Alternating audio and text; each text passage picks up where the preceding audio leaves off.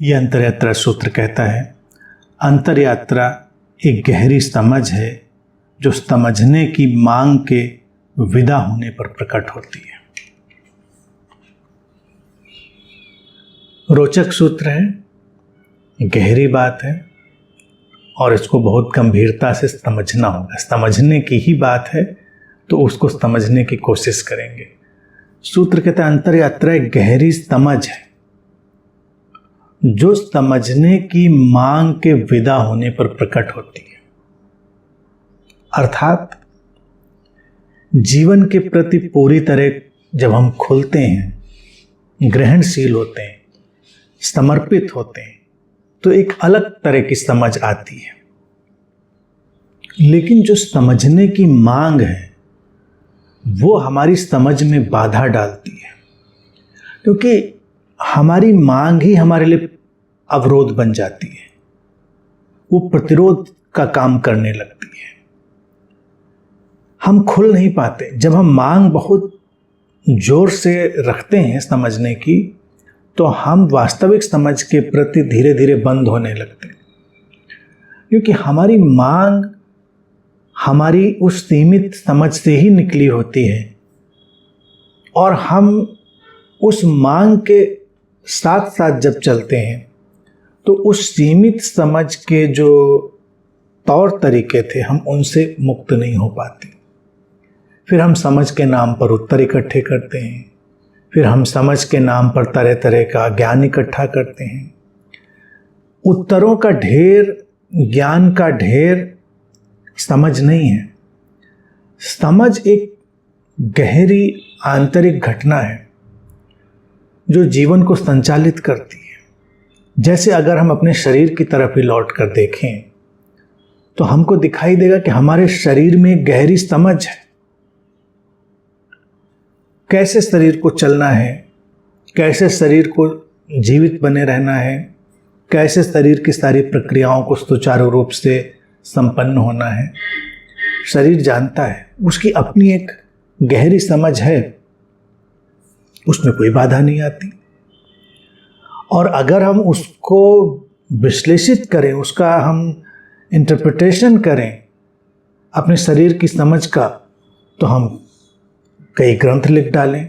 इतनी जटिल प्रक्रियाएं हैं, इतना जटिल तंत्र है शरीर में, सहयोग की, अंतर संबंधित प्रक्रिया की इतनी गहरी व्यवस्था है। तो ऐसे ही ये जीवन भी एक गहरी अंतर संबंधित प्रक्रिया का ढंग है। तो यहाँ पर जब हम उस अस्तित्व के साथ लयबद्ध होकर जीते हैं, पूरी तरह उसके साथ हम सिंक्रोनाइज होकर जीते हैं, संस्कृत होकर, हार्मोनाइज होकर जीते हैं, तो पूरा जीवन ही हमारे भीतर एक समझ का निर्माण करता है। और समझ का उपयोग है जीवन का सहज सुचारू रूप से विकसित होते रहना, जीवंत बने रहना। समझ का कोई और तो उपयोग है नहीं। समझ का उपयोग ये तो है नहीं कि हम भाषण दें, प्रवचन दें, हम किताबें लिखें। इससे क्या होगा? जब जरूरी होंगी किताबें तो किताबें आएंगी, जब जरूरी होगा बोलना तो बोला भी जाएगा। वो मनुष्य के जीवन का एक हिस्सा है। ज्ञान विज्ञान का हम एक दूसरे से आदान प्रदान ऐसे ही करते हैं, लेकिन अनावश्यक रूप से उसकी तो कोई आवश्यकता नहीं। कोई शिक्षक कोई बात समझा रहा है तो उपयोग भी है कि कोई सीखना चाहता है तो सिखाया जा रहा है, लेकिन ना कोई सीखने वाला है, ना हमें सिखाना है, और फिर भी हम ज्ञान के बोझ में दबे हुए हैं, तो वो समझ नहीं कही जाएगी। वो होगा धारणाओं, मान्यताओं और सीखे गए उत्तरों का एक ढेर, जो इस जीवंत जीवन की प्रक्रिया में काम नहीं आने वाला। जब हम जीवन के गहराई में प्रवेश कर जाते हैं अपनी सजगता और संवेदनशीलता के साथ, तो पूरे जीवन की जो व्यवस्था है, रहस्यमयता है, वो जीवन को संचालित करती है उतने ही सटीक ढंग से जैसे हमारा शरीर संचालित होता है।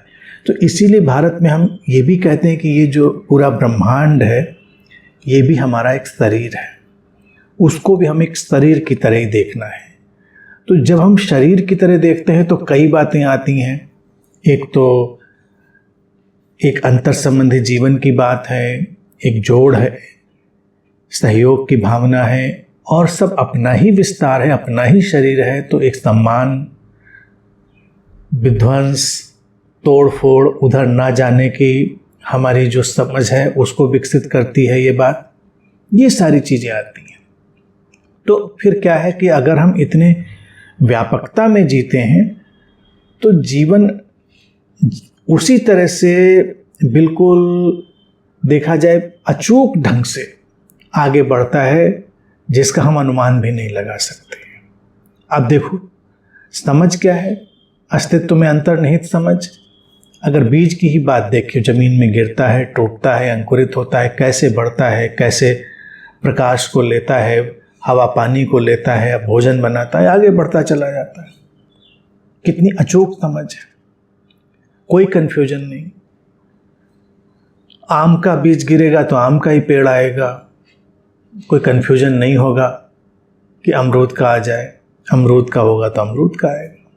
मनुष्य के जीवन में बहुत कंफ्यूजन है, वो कुछ भी होना चाहता है, समझ के नाम पर वो संप्रदाय बना लेता है, पंथ बना लेता है, और वास्तविक होने के बजाय वो कोई परिकल्पनात्मक मनुष्य होने की कोशिश करता है। मनुष्य कोई एक विशेष परिकल्पना नहीं है, मनुष्य एक विराट संभावना है, अकल्पनीय, अद्भुत, और वही उसकी दिव्यता है। तो जो गहरी समझ अंतर यात्रा का सूत्र कह रहा है वो वही समझ है जिसके लिए उसने साफ साफ इंगित किया कि समझ की मांग का विदा हो जाना, जो एब्सेंस है उस डिमांड की, क्योंकि डिमांड ही हमको संकुचित कर रही थी। अब कोई डिमांड नहीं है, हम खुले हुए हैं और समझ हमारे तरफ बह रही है। जैसे कहीं कोई वैक्यूम हो तो वैक्यूम यानी रिक्तता, निर्वात जो है अस्तित्व में कभी रहता नहीं, अस्तित्व से भर देता है। तो इसीलिए सारी अंतर यात्रा जो है वो है अपने भीतर एक निर्वात, एक खालीपन पैदा करने की। वो आर्ट ऑफ एम्प्टीनेस है, खाली होने की प्रक्रिया है, भरने की नहीं। समझ हमने भर लिया बातों से, विचारों से, हमने अपने को रिक्त किया, खाली किया, और जब हम खाली होंगे तो हम भर दिए जाएंगे। फिर वो जो एसेंशियल विजडम है, जो आवश्यक समझ है, वो उसी अस्तित्व के माध्यम से हमारे भीतर भरी जाएगी, वो घटेगी। तो इसीलिए वास्तविक समझ आए तो समझ की मांग का अनुपस्थित हो जाना, विदा हो जाना अनिवार्य होता है। जब तक वो मांग हमारे ऊपर दबाव बनाए रखती है, हम अपनी सीमाओं से मुक्त नहीं हो पाते।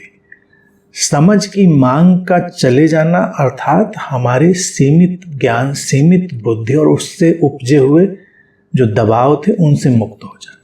तो इस बात को जब हम ठीक से देख लेते हैं, जान लेते हैं, तो उस गहरी समझ में प्रवेश के लिए तैयार हो जाते हैं जिसकी अंतर यात्रा सूत्र बात कर रहा है।